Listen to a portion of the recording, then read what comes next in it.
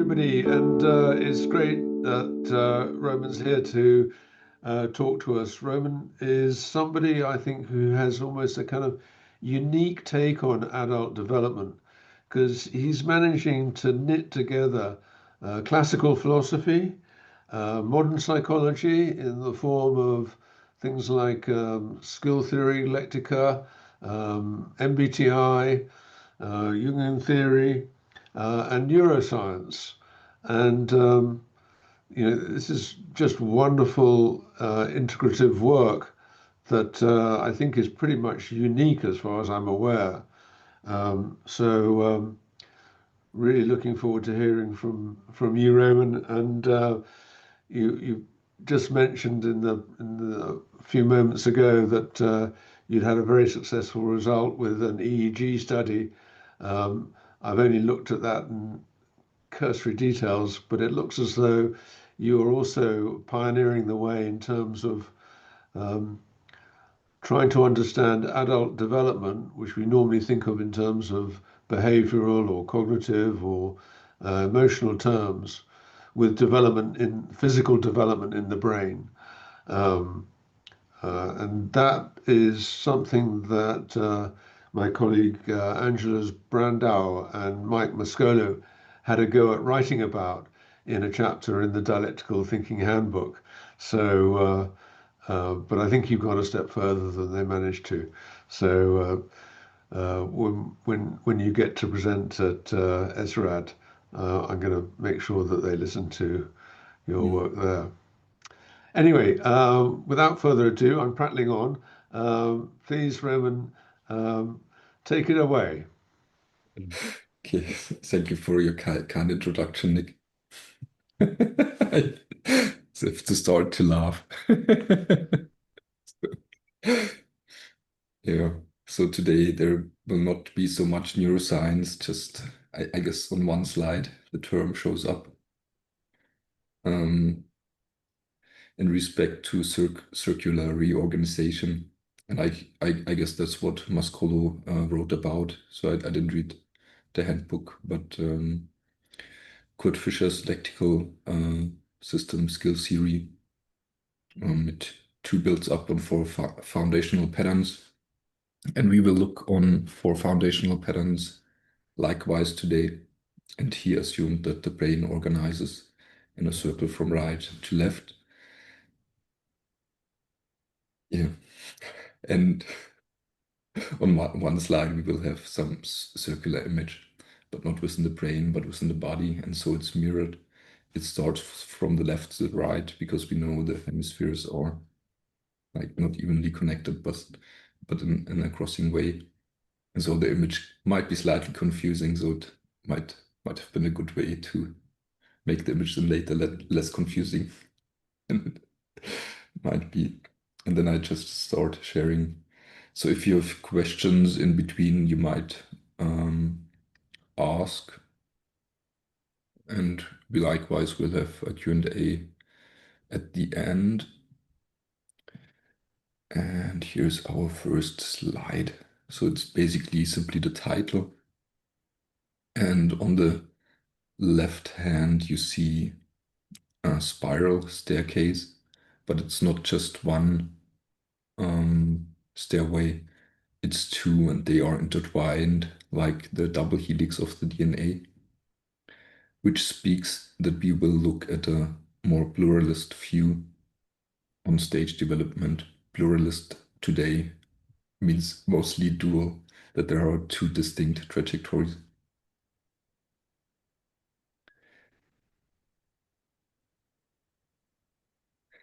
So my intention is, of course, to introduce my model. It's called Transcendental Pluralism, and how it works with iterative patterns to make it easier to navigate development and support clients in their growing up process. In this, we will develop an understanding of two distinct trajectories, and this can then likewise enhance the understanding of dialectical thinking and how it might unfold differently in distinct clients. And maybe you recognized it already and couldn't perfectly point your finger at.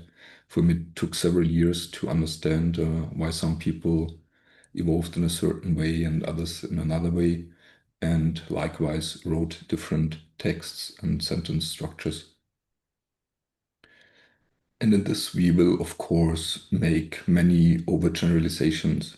On the one hand, we will make a simple correlation between Laske's work and mine that couldn't be completely justified scientifically and not even on Laske's thinking. And likewise, the case studies that we will look at are super simplified. So the changes that we will look at are summarized on 4 slides, and they took place over a 7-month journey. And in this journey, there were not only my interventions, but there was much more that's going on, such as the US elections that were an existential shock for one of the clients. And so it's not only up to me to claim power to change people, but it's a more complex and intricate process than what I can actually point to today. Nevertheless, we make up these patterns and tend to aggrandize ourselves as the masters of other souls, maybe sometimes. And so will we do within these slides to get a simple image of reality. So transcendental pluralism is a stage model that actually has 5 tiers, but we don't have to look at all of them, and so we will only look at 3 and mostly just at 2. When you look at these 3 tiers, you see an iteration. All 3 of them include 4 stages, stage 1, 2, 3, and 4. And overall, when you want to easily grasp what these tiers are about, then you can think of Charles Sanders' Peirce. Was it right now? Peirce. And his ideas of firstness, secondness, and thirdness. So when you have a first developmental tier, it's just an identity. It's the simple experience of isness that you can see in an infant. There's no actual differentiation between self and other, but everything is happening within the womb, basically within the sensory field, where simple words, a single person, or whatever else arises. In the moment a differentiation happens and a second comes into play, you will find something like resistance. So there's someone opposed to identity, and this person might feel that the outside world is resisting their actions, their impulses, their dreams, and will likewise act upon the outside world. So we have a dichotomy that tries to equilibrate itself just as within formal operations. And then when we get a third, we actually have someone who's standing in between a first and a second and can mediate. And mediating, in a sense, is likewise dialectical thinking, because you try to combine opposites, you try to think in both end terms, you try to understand the context, the process in which the distinctions align, the way they are in relationship, and the way you can transform this relationship into certain evolutionary patterns or trajectories. So that's the main thing about the model, all you have to keep in mind. And of course, we tested it, so it's not just my personal fiction. We tried to make clear that it has some intersubjective or interobjective validity and aligns with other models. And here you can simply take the perspective that the correlation between transcendental pluralism and moral development is quite linear, at least if you look just at the median stage. Overall, the agreement is almost perfect with 88%. I guess it's more than one could expect if it were just a correlation by chance. But it's just to show that it has some actual validity to it, because the patterns that I will show you later on sometimes seem too simple and sometimes look too easy to actually be used to measure and assess stage development. So, nevertheless, it can be used to replicate other models. So I hope, I assume all of you know this image. So it's from a text from Otto Lasker. And in this text, he describes the development of dialectical thinking in 4 phases. These 4 phases can be summarized at contextual, processual, relational, and then transformational thinking. The transformational thinking making the move from pre-dialectical to full dialectics. And when you now remember my model, you will see that the latest tier that I showed you, the 3rd layer, which I called the one of mediation or dialectics, which is able to mediate or reciprocate and govern the relationship of a first and a second. They both have 4 subphases or stages. And so in the following, we will simply treat these 4 phases: context, process, relationship, and transformation on the one hand as the equivalents of the 3.1 to 3.4 stage, and at the same time assume that the 4 types of logical operations that Lasker here mentions as Piaget's work are earlier iterations of these 4 patterns, so simpler versions of what we will find when we look at context, process, relationship, and transformation, namely not as some mediating principle, but as a principle that governs the relationship between a first and a second. And we will soon see what this means in detail.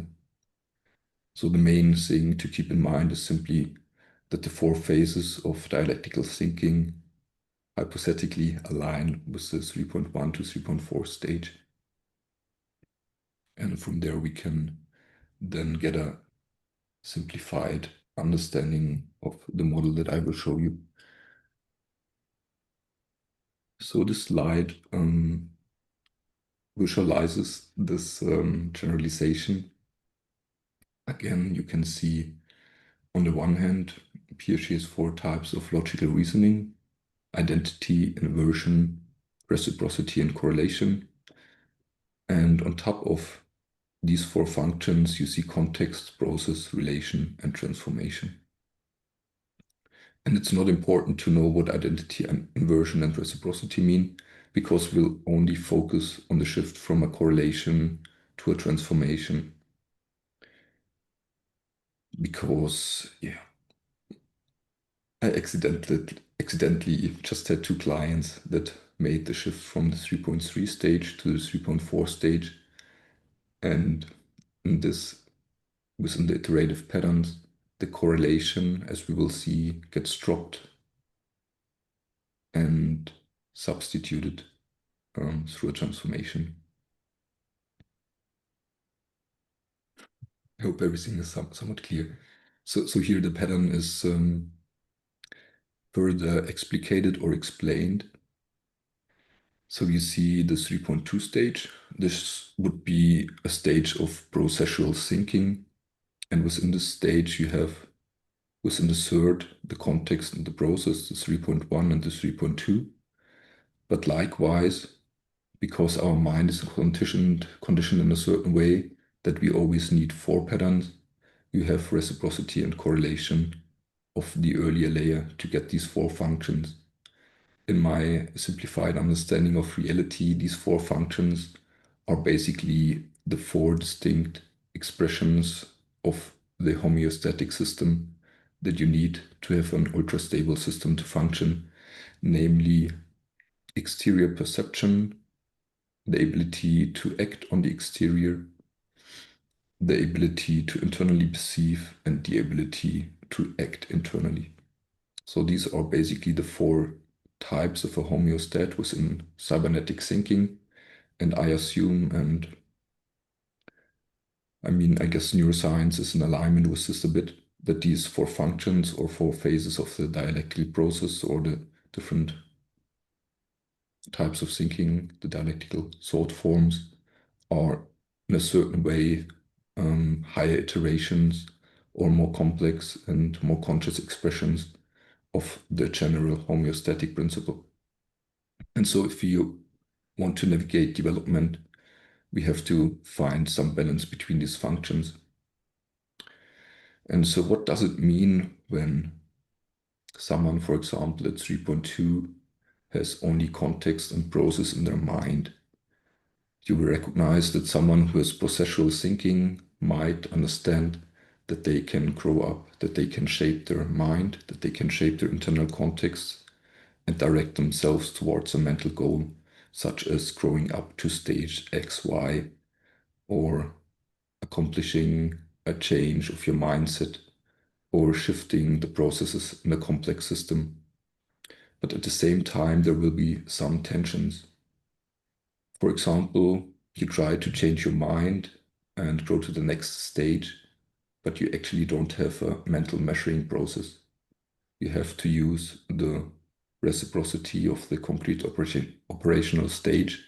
And so you will measure the success of the outcome of your processual interventions, for example, by something concrete such as finances. Or you will judge whether you became a more developed being by whether your income increases.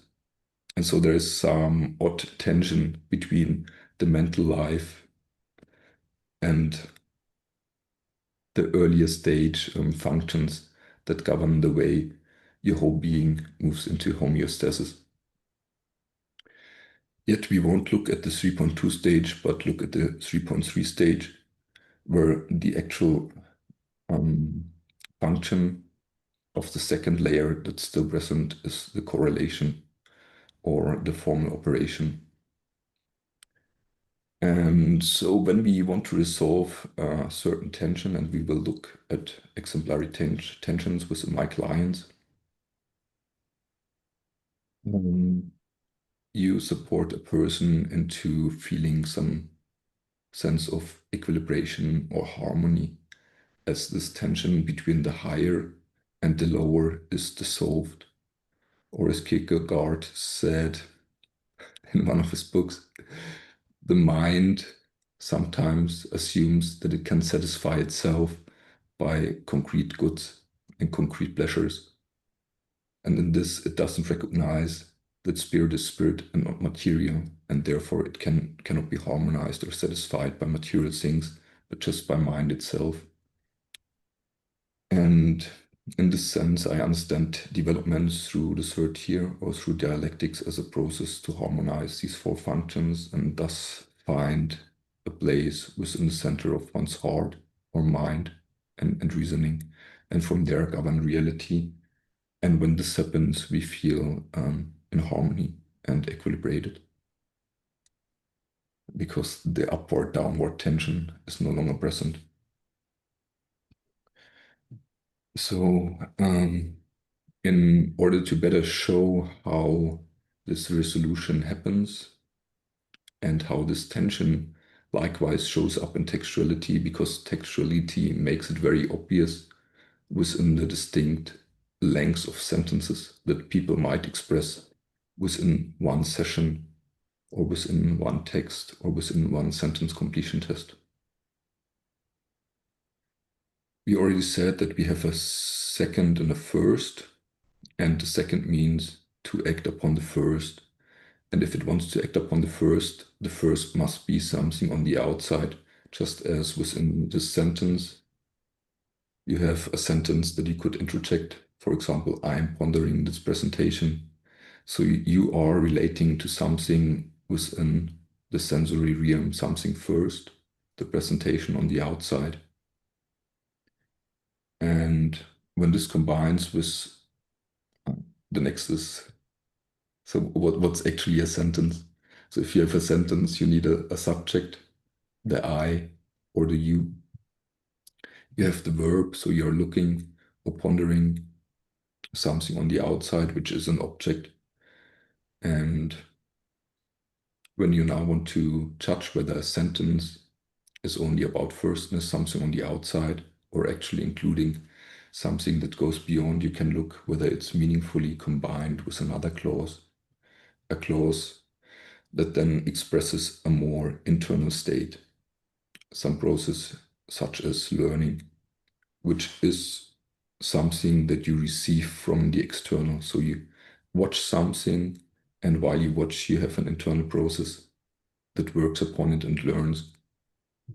And so you have a second layer combined with the first. It's basically a formal operation. And in order to make it a meaningful clause, you need some connective. The connective in this case is the and so, which has some causal relationship to it.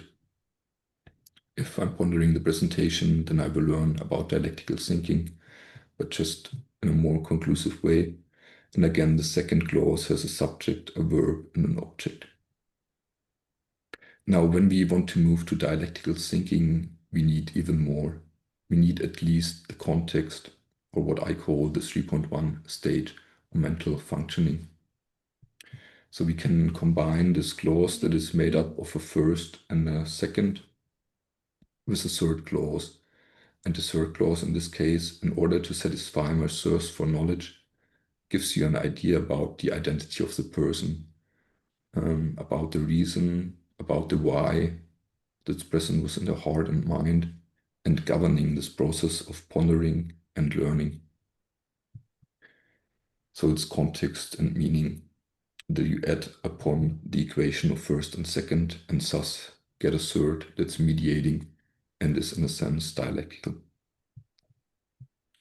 And when we measure development, we have these sort of scoring templates that give you not only the sentence structure, yet likewise the assumptions of how it's embodied. And this will become of importance later on when we look at the way we intervene with the client in order to support their growth.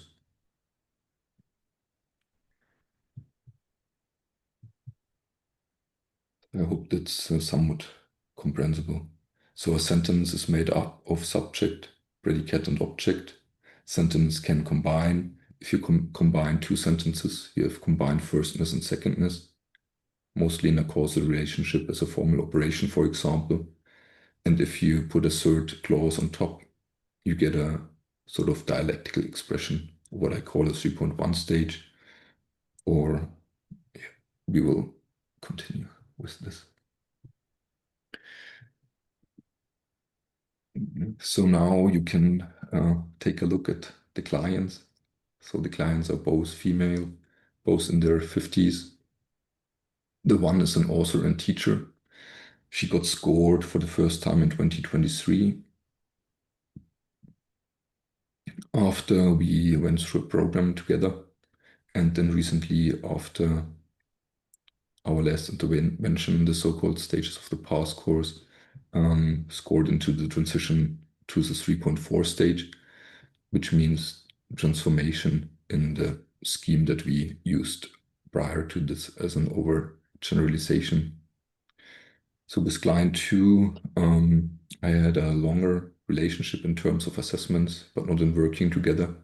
We had a first assessment in 2020 at the 3.2 stage. So she was working on her internal processes, on self-development, self-actualization, self-transcendence in a way.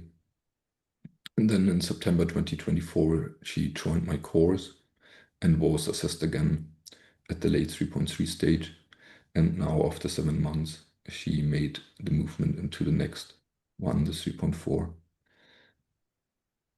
And what's interesting from the perspective of my model is that so both clients, on the one hand, are very similar, both introverts, both intuitive, both feeling.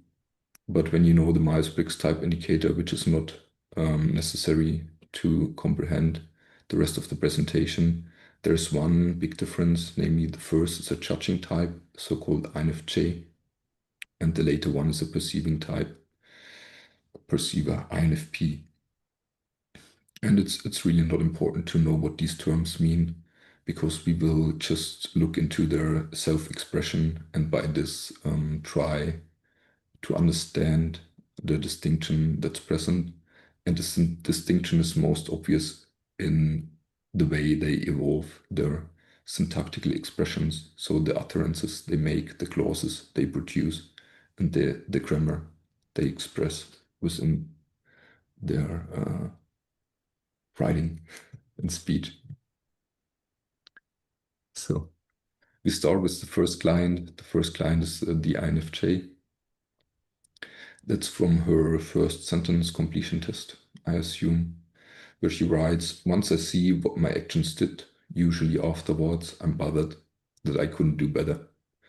And what we have here is, on the one hand, two subclauses. So we have what we can call secondness, a normal formal operation. So there is, on the one hand, a cause, once I see what my actions did, and on the other hand, an effect, I'm bothered that I couldn't do better. And then you can further subdivide it and see how these four functions arise within the clause. So you have the identity, the person sees something, so it identifies something. Then you have the inversion. Inversion is an early iteration of process. In Piaget's word, it's a negation. Negation includes action, so she's starting to write about actions. Once I see what my actions did, so usually afterwards, I'm bothered that, which is an aspect of reciprocity. It expresses that the person starts to understand how one thing affects the other. So it's a form of early mediation or relationship that's expressed. So what seeing and action generate within the internal of the second realm. I couldn't do better. And the better is the actual correlation. So it's a judgment whether what she did is good or aligns with some ultimate idea of what actual goodness is within the formal operational realm. And for this client, this sort of simple causal thinking, or the correlation that was conditioned within her childhood and adolescence, shows up as a permanent sense of having to satisfy the introjected expectations of their parents. So correlation in her life shows up as a sense of guilt in the face of conventional behavioral expectations, especially in the family context. And you can see how simple this expression is. So it's a very plain clause that you could find within a 12-year-old or a 13-year-old, and maybe even earlier. And now you see her actual most mature expression within a sentence completion test at the same time. Here we see three very complex clauses. The first one is, if I were in charge, I would have integrative and up-leveling systems in place where we would be educated in knowing ourselves first. Already the first clause goes beyond the normal correlation and generates a sort of dialectical thought structure. And in the thought structure, you have, on the one hand, being in charge, which is her internal context. And at the same time, you have a clause that says, I would have integrative and up-leveling systems in place. And then when you look at the next clause, which explicates the process, you can see that she's actually speaking about integrative and up-leveling systems that are in place, namely by studying different models of human development, so that whenever we are ready, we would have the option to up-level into the next stage as a form of an integrative and up-leveling system. And the clause itself expresses a process of growing up and how you could mature to the next stage.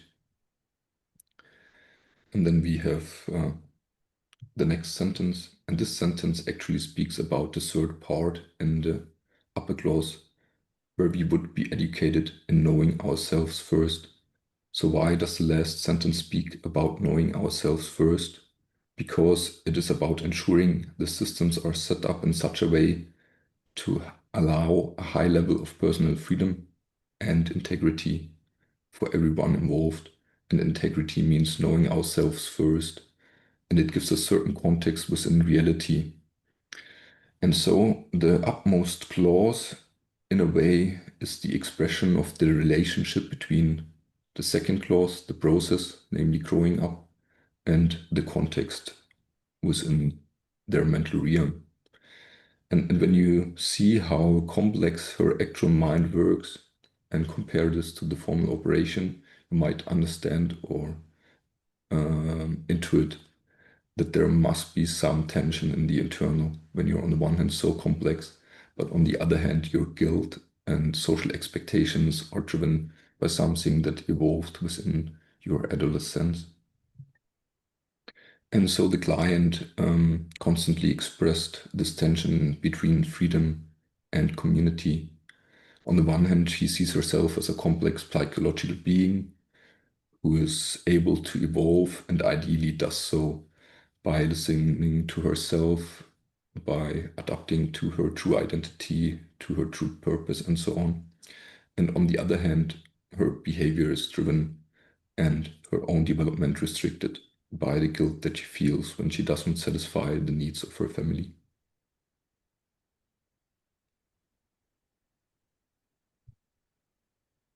And now, so we had the first client, and this client was the INFJ. In my model, that's the so-called inside view, and you don't have to get this whole model.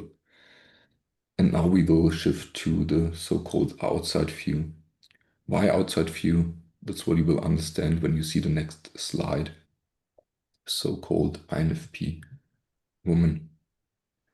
There you have a correlation, formal operation that's very similar to our example clause, to the example that we use to understand that a sentence is built up out of a subject, a predicate, and an object. In this sentence, she expresses on the one hand that I get into trouble.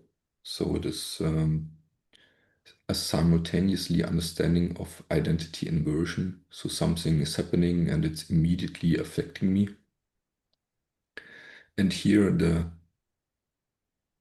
both the identity and the inversion are immediately combined into a single abstraction. So it's not the plain concrete utterance of certain behaviors like seeing an action and the consequences, but it is actually on a higher, more abstract level. And that's why I call it the outside view, because there is the tendency to not actually express the gestalt of all the behavioral things, but to immediately abstract and make out of this a sort of formal or abstract law, where this first abstraction, I get into trouble, that's built out of identity and inversion, combines with a consequence that's made of reciprocity and correlation. I do not follow the basic disciplines of healthcare, where you have an opposite point of view, namely that of society that combines then with the expression of the identity.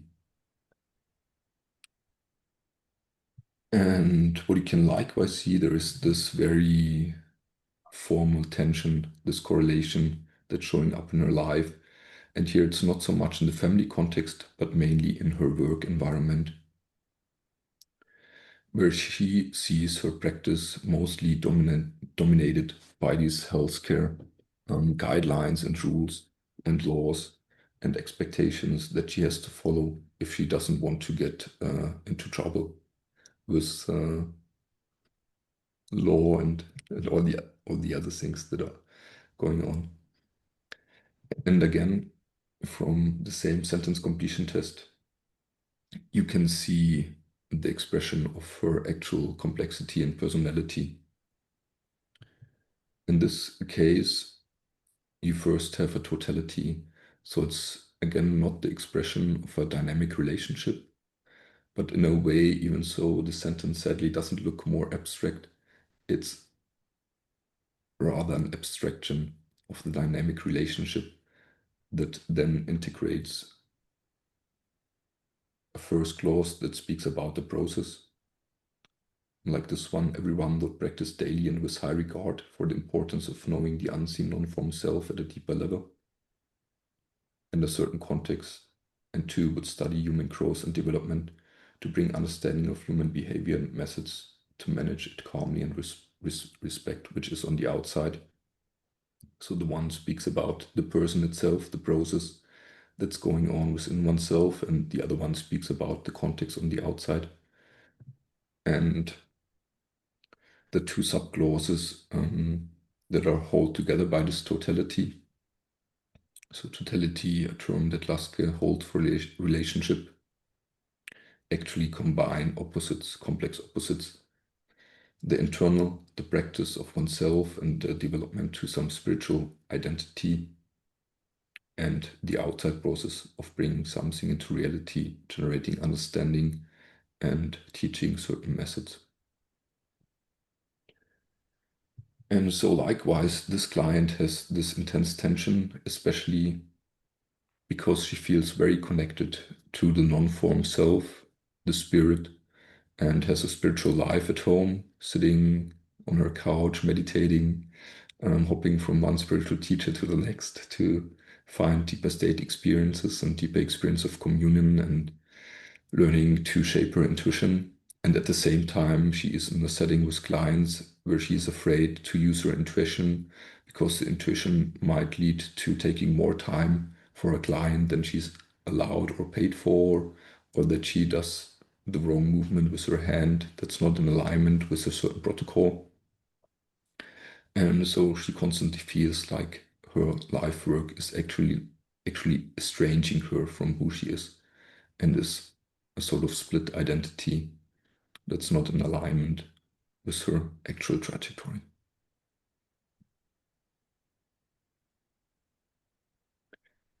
And so when we have these clients, when I have these clients, mostly me, in this case it's my clients, so then we have two types of interventions. So that's the pluralistic way too. We have the via positiva. The via positiva is a spiritual term, which in my meaning basically means that we deal with emotions, which in terms of dialectical thinking would mean that you're not trying to mentally align opposites, but do it through a meditation, through a tantric process that recalibrates your energy system and brings you into harmony, or brings you into your center or the middle. And on the other hand, we have the more maybe conventional aspect of coaching or psychotherapy, which I call via negativa, which is the more mental task of deconstructing certain thought patterns and supporting the person to likewise accommodate to more complex thought forms while you deconstruct. And of course, both of them are not completely separable, because when you speak and you speak from an equilibrated state, from a certain stage, there will be some transmission and interaction of the emotional systems, the energy, the synchronization of breathing patterns, and the synchronization of eye movements, and a whole lot of other things that will support the client to actually move into the next stage. And likewise, when we want to express emotions, we often do it through language, which in my case is guiding meditations. And when I guide meditations, I don't sit there still, but I speak. And I speak from a certain stage that I want to trigger within the person. And so now we get to the slide with the reorganization circle. So you see different brain areas. They are not so important, but it's what our actual findings to show that the realm of secondness is more in the lower parts of the brain, more orbital, and the orbital prefrontal cortex is connected to the adrenal glands, so it controls the adrenal system in the body, and it controls digestive functions and reflects upon them. And this part of the brain, the ventral part, is on the one hand connected with the heart, brain-heart synchronicity, and with lung function. So if your lungs have problems, you likewise will have less gray matter within your ventrolateral prefrontal cortex, and the control of the lungs will activate the ventral parts of the prefrontal cortex as well. So there's a deep interrelationship between the organs and the brain function. And likewise, between a meditation that triggers these organs and the related neuronal processes and developmental growth. And that's not an actual finding. You find it in the Upanishads, you find it in Buddhist texts, and you find it in the Western tradition, whether you look at Swedenborg or look at Descartes, The Passions of the Soul, or even with very rational thinkers like Immanuel Kant, you see the cultivation of the heart as the, let's say, ultimate place of realizing practical wisdom and dialectics. And so what we do in these cases is we try to remove the attachment to the 2.4 correlation, which means forcing your understanding and ideas and these equilibrations and feelings of guilt and so on onto reality towards the next clan and emotional system, namely in the right heart. And the right heart, as we recently found out, is emitting oxytocin, and oxytocin, as we know, is on the one hand the love hormone, but on the other hand too a hormone that allows us to stay within dynamic tensions, to not step out of relationships even if they are conflicting and triggering, but instead of stepping out, evolving within the conflict and trying to harmonize it constantly. And we do this through a lot of meditations, which we won't do here, but it's a normal process. I mean, a simple exercise would simply be to close one's eyes for a moment and take a deep breath. And then you might feel into your body and localize what part of your body is most present. Can you feel your left heart? Finding a pulsation within your body, and from there finding your heart.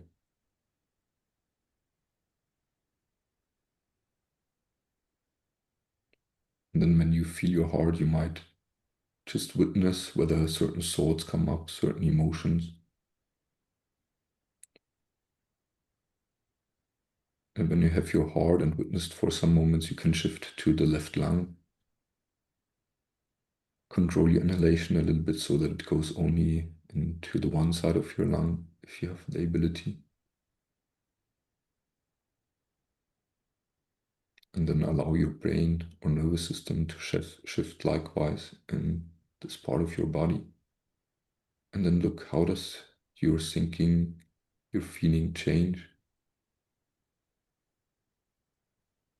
How does your presence shift your awareness?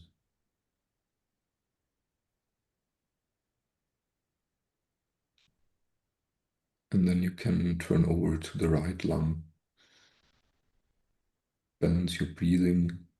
Try to completely fill both of your lungs.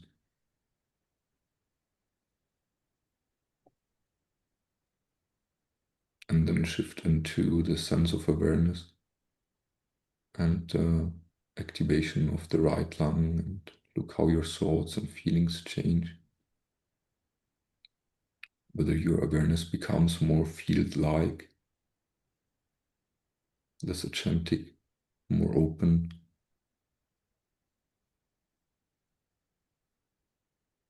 and how it involves the ability to balance opposites.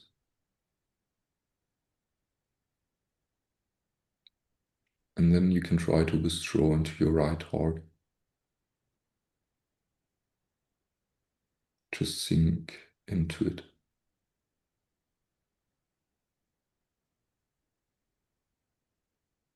And when you feel your right heart,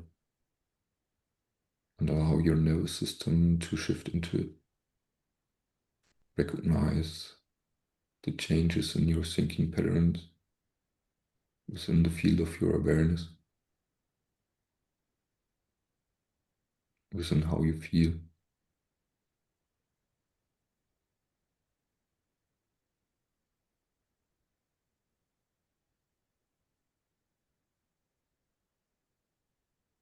And then just deeply inhale and exhale.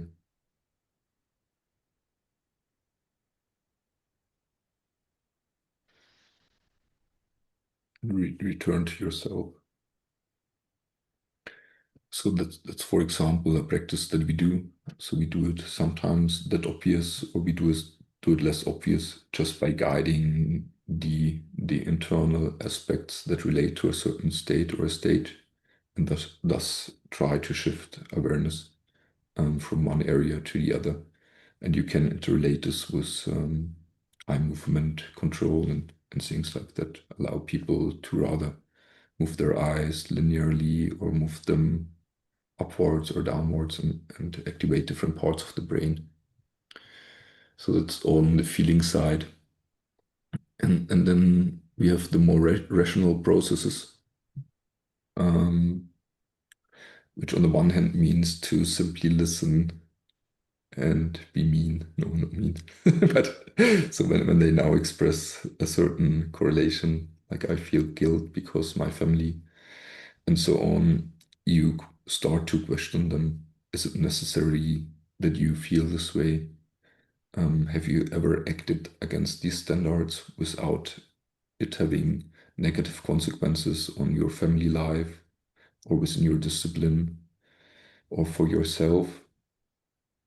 Are certain ideas and laws true under all circumstances?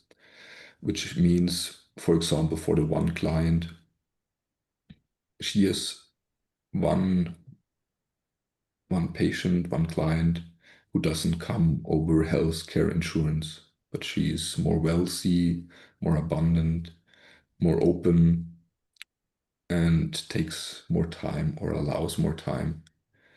So the healthcare client, so my client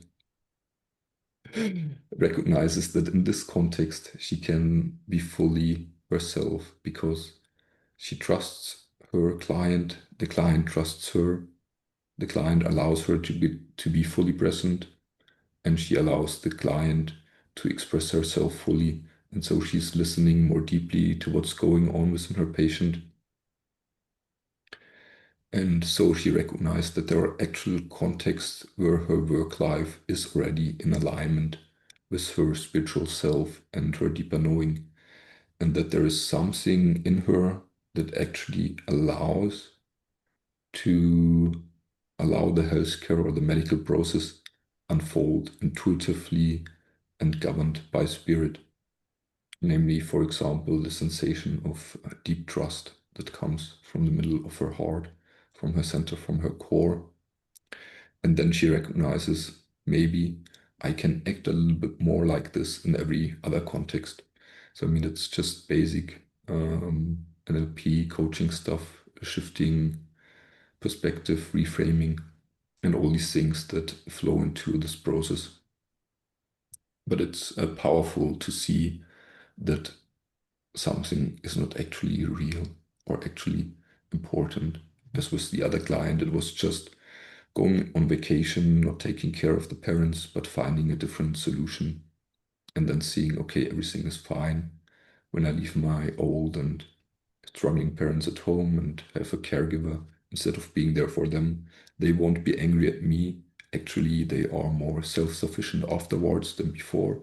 And just deconstructing these expectations that we hold to see that the 2.4 correlation in a way is illusionary, made up, and can be deconstructed and shifted. At the same time, you cannot just deconstruct the earlier stages as you often have it in spiritual traditions that say, okay, everything earlier is an illusion, don't get attached to it. But at the same time, they attach to the higher functions. For example, the relationship or the process of enlightenment. Enlightenment is real, the rest of reality is an illusion, and these things. So you have to support them likewise to deconstruct their relational being if you want to have them to move into transformation, or show them actually a way to move into the transformation. And when you remember the first client who had the sense of not being good, or the ultimate goodness within life depends on certain behavioral outcomes in the relationship to a parent, then you can look for this idea of the good that she's actually anyways working with in her work as a spiritual teacher and author.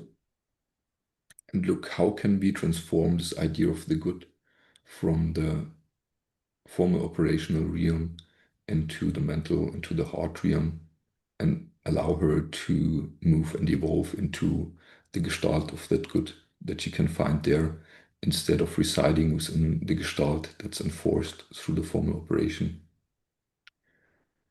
And on the other hand, we have the outside view, the perceiver, where it's not so much moving into the gestalt, but recognizing that you can actually govern, or are actually the spirit behind the transformational process, as Hegel would say, so the absolute spirit, or the transformational process itself that's guiding the relationship, the process, and the context into different forms of resolution.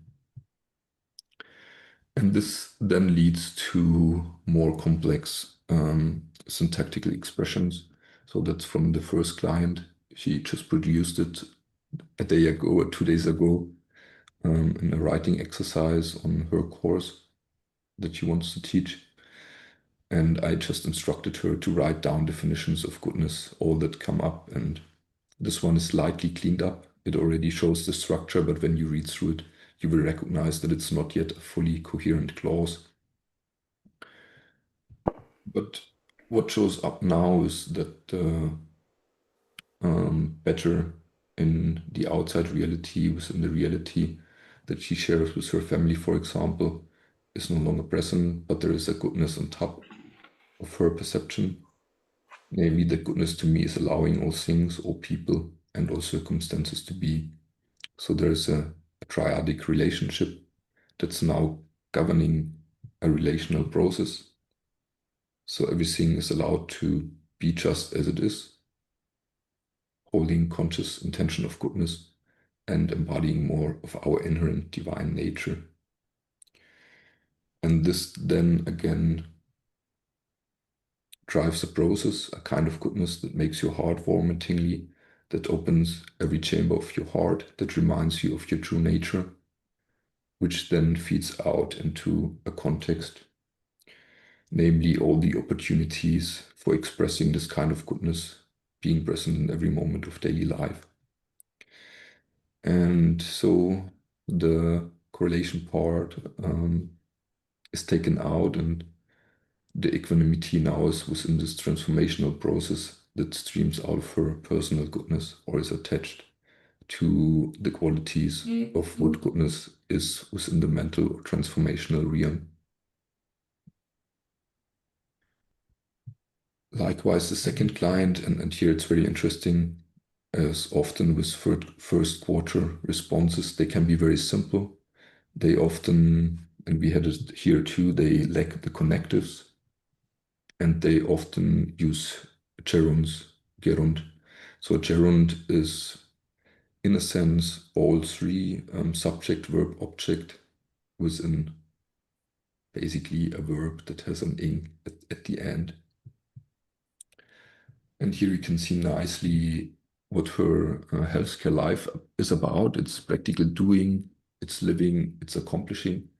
It's in a way how she drives the dialectical process forward, her transformational power.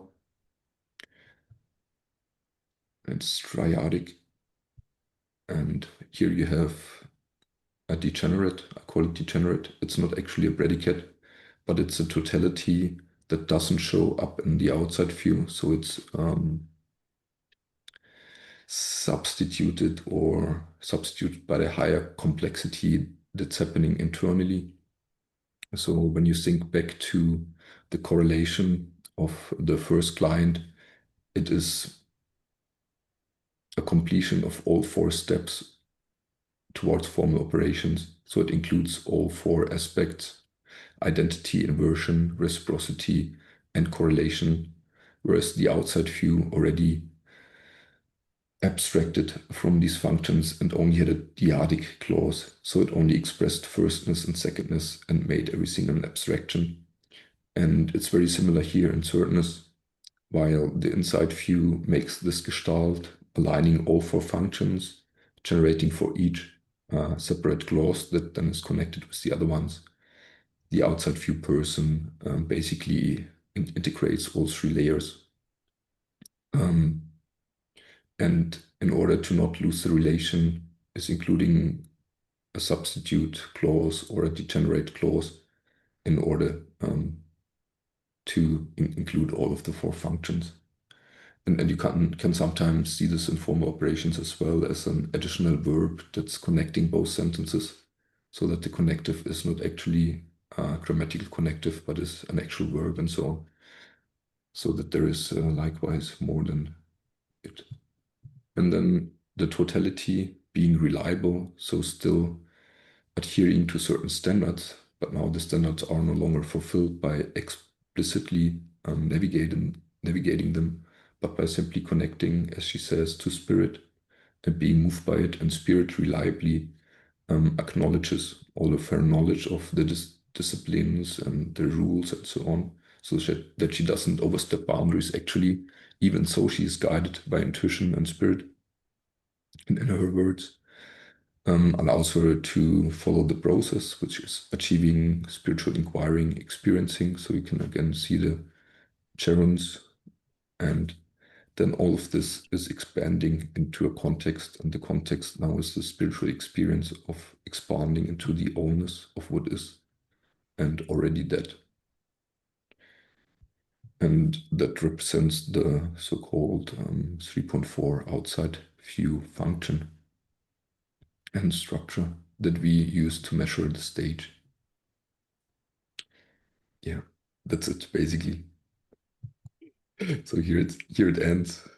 If you want more, you get the PDF. You can download my free ebook, or you can donate and download it. I offer assessments and debriefs if someone needs it. And what's most important for me, I will offer a scoring training, the second one in probably late 2025. And if you are interested to learn scoring and using the model in your practice, you're welcome to inquire and join. So the last one was pretty successful in terms of inter-rater reliability. So we made it up to, I guess, 100% Kronbach's alpha within a quarter of a stage, and I guess 95% agreement for a quarter of a stage and 100% within a stage. So I guess that's industry standard. And yeah, it's my invitation, and I'm glad that I was allowed to present this here. And yeah, so I hand over to Nick again.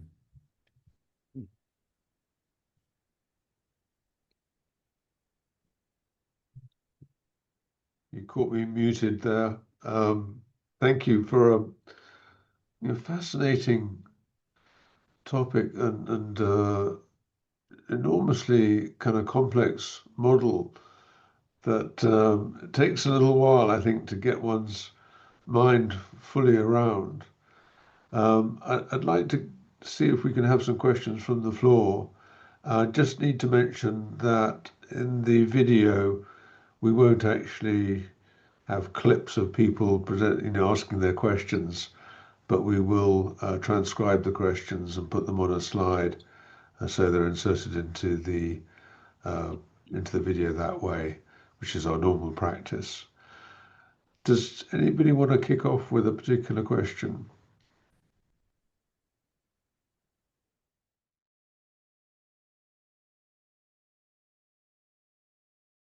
Yeah, so one has always to be careful with sentence completions. So they are not always revealing where a person actually is. So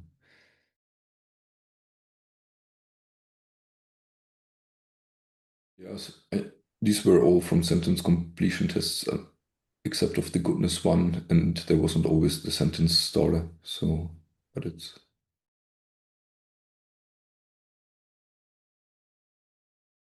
when we do written sentence completion tests, then normally I at least recommend them to upload other written material if they have some, or write an essay on a moral dilemma.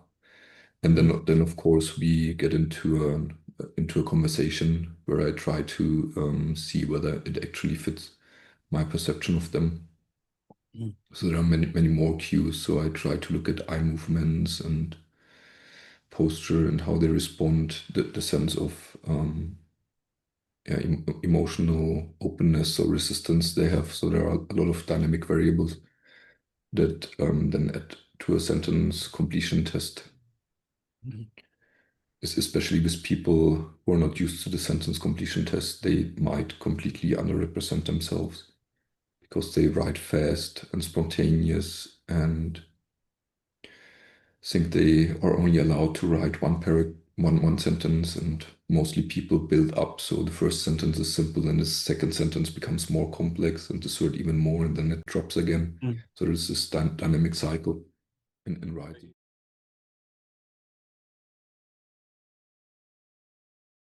Yeah, in a way, so it's complexified. So I always look, is there a first in it? Is there a second in it? Is there a third in it?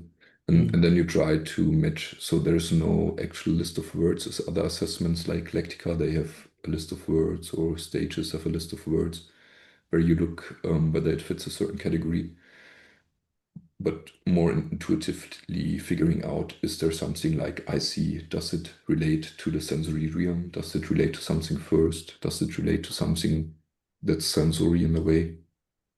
Or is there something that's relating to agency, relating to inversion or negation or a process? And it's very loosely held, but it's likewise important to look at, because people can, I mean, you can put ends between sentences, which then one has to look whether it's actually a sentence and whether it actually somewhat fits the categories and is meaningful, which I guess people on the one hand intuit, and on the other hand we can figure out.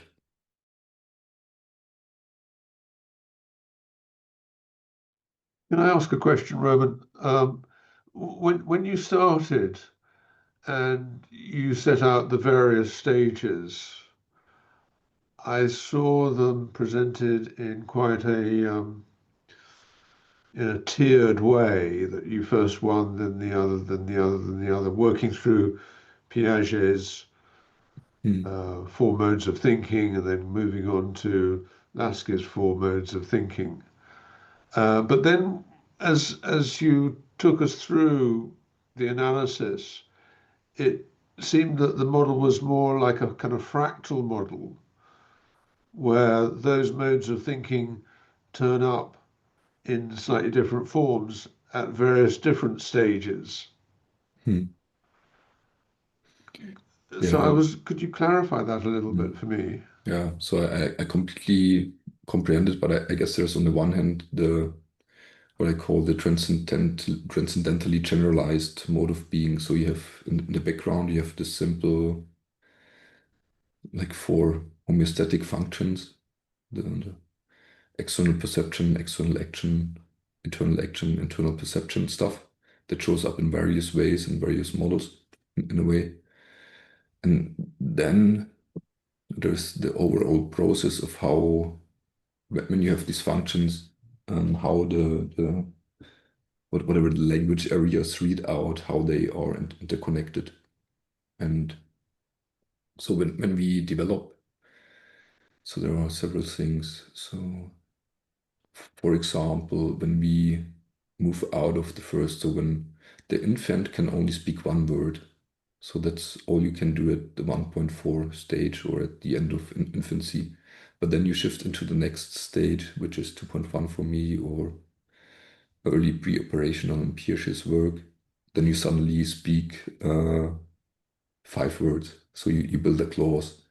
So there seems to be some process that on the one hand is able, once you transcended the thing, to utilize all the different functions that you have developed to generate one representation and then represent it, for example, through language. So you get a more complex expression than the simple linear 1 plus 2. And the same thing seems to happen with the later stages when you're in certainness. At first, you can only combine one triad, and then when you have a second stage, you can start to combine two triads.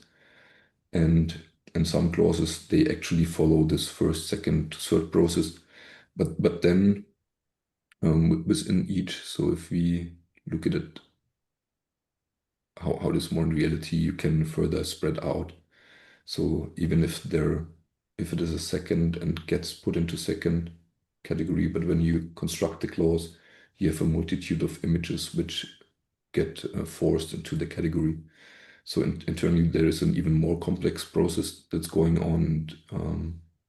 And I assume so what language areas do is to read out how many brain areas are interconnected and then generate a sort of grammar of the interrelationship of brain areas and then fill it with language. And so it's actually very fractal. There is always the reconnection that every first stage reconnects to the brain areas of the first. So there's this dynamic movement that we see in childhood studies as well. So when they start, what's most active is the amygdala, then the orbital part gets active, then the ventral part gets active, and when they are at the last stage of childhood, suddenly their dorsal prefrontal cortex is active. So they basically grow through all the layers throughout infancy, yet at the same time they seem to integrate it at a certain layer and keep it simple.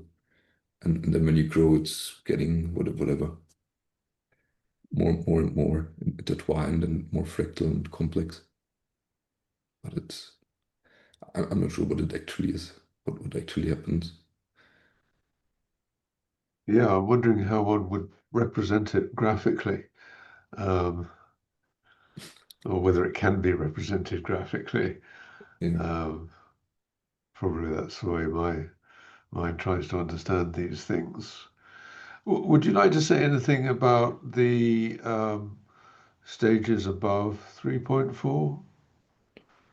I mean, I can say something. So there are several stages, and I mean, I have patterns. So the pattern repeats. I guess the highest that I have is 5.3 so far within Sri Aurobindo's work, and it's like the constant pattern, not constant, not constantly one stage is missing. From 3.4 to 5.3 is a constant repetition of the same patterns. What happens at 4.1 is a simplification process. So when you have, Ah, so it's more like a bracket. So when you have the circle, it starts in the middle and it ends in the middle, and it has the outside, and it seems from firstness to thirdness, it's just simply complexifying. While in firstness, you only have a single category, like a single word, and then it starts to generate these complex clauses. And then in 4.1, it seems to drop the complexity and starts to generate a new mode of recognition that's simply the patterns. So at 4.1, we have a clause that's made up of four subparts. One is relating to forceness, one is to thirdness, one to secondness, and one to firstness. And then when you move further into 4.2, it's suddenly again either eight clauses or it's four and three, so that you have in a way some combination of, like in Hegel's later work, on the one hand absolute spirit as four parts, and the four parts hold the triadic process of dialectics that's integrating first and secondness and thirdness. And that's basically the sentence structure. Absolute spirit seeing the dialectic process as a trinity. Then you have a 4.2 stage, and in 4.3 you again get some abstraction. It's something one can find in Wilber's writings. In Religion of Tomorrow, he expresses the clauses and derive to like complete from 3.3 to whatever 5.2 without any gaps, repeating the developmental pattern, where you can see again some sort of abstraction appearing, and the abstraction is holding together two fourfold sentences and then generating some sort of unitive wholeness out of something like the eight zones in the Wilberian model that's then apprehended by some witnessing self or so. So it seems to unfold in the same way, but differently with patterns. And it seems to be very common from Enlightenment age on, so with Hegel and later thinkers, Nietzsche in part, and so Thank you. Well, I could ask a lot of questions based on that, but I don't want to hog the box. But I will ask one more if I may, or rather That's just what make the a comment, classes work. because I wanted to just comment on the little meditation which you took us through very, very nicely. And I never really tried to separate out, my left heart from my right heart or my left lung from my right lung. So that was a completely novel Mm. experience for me trying to do that. I don't think I was very successful. Um, is that something that you find people commonly are able to acknowledge that particular separation of focus from one organ to the other? Mostly, I mean, most have some issues with some part, so it's not that easy for them. And we normally start easier, so we don't start with the organs. We start with breathing into your what is it, pelvic floor, down to the pelvic floor, and trying to limit the chest, and then one starts to extend the belly, and then one includes the lungs, and then one breathes up into the collarbones. Basic Kundalini yoga reflection practices, and then we slowly tap forward into sensing into organs. And there are Yeah. some people, and I guess that's like the typological predicament, and in part probably sports and whatever we did in life, people for whom it's easier to make the connection. And it likewise seems to relate somewhat to J versus P. So in the spiritual traditions, you have perceivers more oftenly assume the chakras are outside of the body, whereas judging people rather feel them within the body and with the organs. So there seems to be to some typological predicament. Makes it easier for some and more difficult for others. But with some exercise, I guess most of them get some connection and some sensation and some response, even if it's not perfectly what I expect.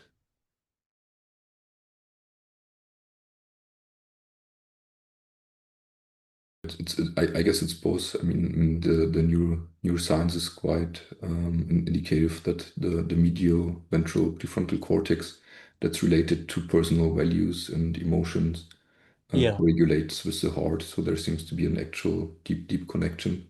Yeah, and it's at the same time it's metaphorical in part, and it does symbolic stuff. So when you guide these meditations and it gets yeah, into deeper states, they suddenly have vision or emanation coming from the heart or from the lungs. Like one client, in the last course, said her lung showed up as her father and the other one as her mother, and in between she was. So there's some, when we do these things, there's some metaphorical yeah, combinatorial process as well, where we connect it to archetypal patterns or personal information from our lives. And so these things intertwine. And at the same time, you have the metaphorical value of the heart because it's conditioned that it relates to certain emotions, certain states. mm, And I guess there's likewise the feedback loop. When you say the word heart, and the heart was invented by someone who felt his heart while he was contemplating his personal values and ideals in the medial prefrontal cortex, then he will intonate it and use it in a way that the words will trigger within you a similar response and trigger similar brain areas because they want to feed you your values. And if you have enough understanding of what value means, where it points to, so where's the index, and then then it will probably release a similar neural response, which of course is part of another study that maybe one day we are able to perform. Like putting an EEG on someone and on another person, and then speaking these words and looking how they affect simply through memories and frequency. mm.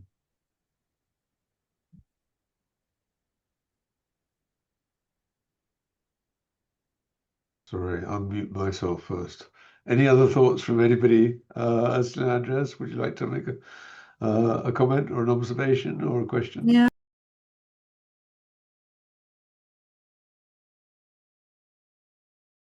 I mean, it was coming from simply feeling myself well depicted. And then I recognized the pattern with the two grammars, and they seem to be quite stable. And I recognized within my clients, and because I enjoyed the MBTI as a classification system in many courses, we had them do MBTI assessments in front, combined with sentence completion tests. And so when I finally got these two different patterns of grammatical complexification, I likewise recognized that perceivers tend to fall into the one scheme and judges into the other, with some rare people expressing some intermediate state. So I think it has to do with the brain, and some people have asymmetries in one hemisphere and not in the other, and some have them in both. So there's probably some mixing, and it's much more nuanced and dynamic as it shows up with makings, judging versus perceiving. But overall, I think there are good indications that things like intuition are connected to the brain. For example, all the criteria that we put into intuition seem to correlate with Salker folding patterns in the cingulate cortex. So just 25% of the population have a complete paracingulate cortex, and the paracingulate is necessary for some forms of metacognition, for reading intentions of others spontaneously, and so on and so on. So that all relates to intuition. So it seems there's a good match between brain variation and the MBTI. And then there's this thing that I don't take so serious, like thinking versus feeling, where I say, okay, we do both interventions and we think it's necessary to strike a balance between these extremes, and that's more flexible. And I'm not completely sure about extroversion and introversion, because there I'm ambiguous. It seems to partly relate to folding patterns in the parietal lobe. But if it's so that the research is not so complete, and I myself don't feel like I'm completely introverted. Just thinking about that, I found myself mediating between a judger and a perceiver, both working in the same business and struggling with a bit of conflict earlier on today. But it struck me that extroversion is more to do with external focus and introversion more to do with internal focus. And that was a connection that occurred to me in your model, Roman. Yeah, I rather focus on this. I don't focus so much on being outgoing or being withdrawn, because what I see in intellectuals, at least, so they can be rather sitting at home in their room and reading books, but they think rather about systems. So their focus is completely on the outside. And others like me read books, work in a pub, or have worked in a pub for a long time, did work in a pub, and at the same time just think about their internal, more or less. So I think there is more this sort of graduation, whether you are better in systems thinking versus psychological reasoning. It seems to be more like the classical distinction between extroversion and introversion, but I'm not sure, and I guess it can be different in both hemispheres. Like one is introvert, the other is extrovert, and in some both are introverts and extroverts. Or I'm not sure. It's just I'm sure about the perceiving and judging and intuition, but intuition too, there are so many graduations. If you look at the paracingulate cortex, you have at least 8 distinct patterns, but you have only 2 distinct patterns of intuition in the MBTI. And then much seems to depend on the length of the paracingulate, which is unique in its extension in every human. So there is on one hand some generalizability, and on the other hand there are myriads of graduations. So that's... Thank you, Roman. We're just on the half hour, so I think we should probably wind up. And I'd love to ask you some more questions. I'm particularly interested to know whether you've ever had a conversation with Ian McGilchrist, because he certainly has a view of the neuropsychology of the brain. But perhaps more appropriately, I think we need to find a way to make your work more accessible to people.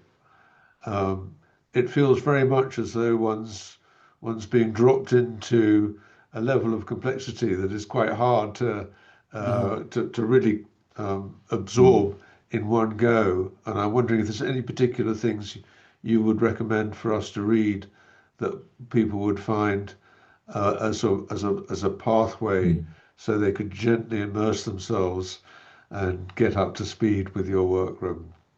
Yeah, the easiest is the PDF, and in the PDF, and at the end is a link to an ebook. So that does exclude types, it does exclude all of the assessment. It just explicates the patterns that we looked at now. So how you develop, deconstruct the one, accommodate to the other, and depicts all the stages based on examples, historical examples, mostly authors and stuff. I think that's a good starting point to just read through and get the general stage trajectory and how it most likely correlates with others. And then from there, one can look on ResearchGate and read through some minor texts that I wrote for the PhD, or what is it? The correlation study, the inter-rater correlation studies. Okay. Well, thank you once again. Would anybody like to have a closing comment? If not, then I think we should wind up with much appreciation, Roman. It was a really fascinating talk. Thank you. Thank you, everyone, for coming. That you joined, all of you. Wonderful. Goodbye now, everyone.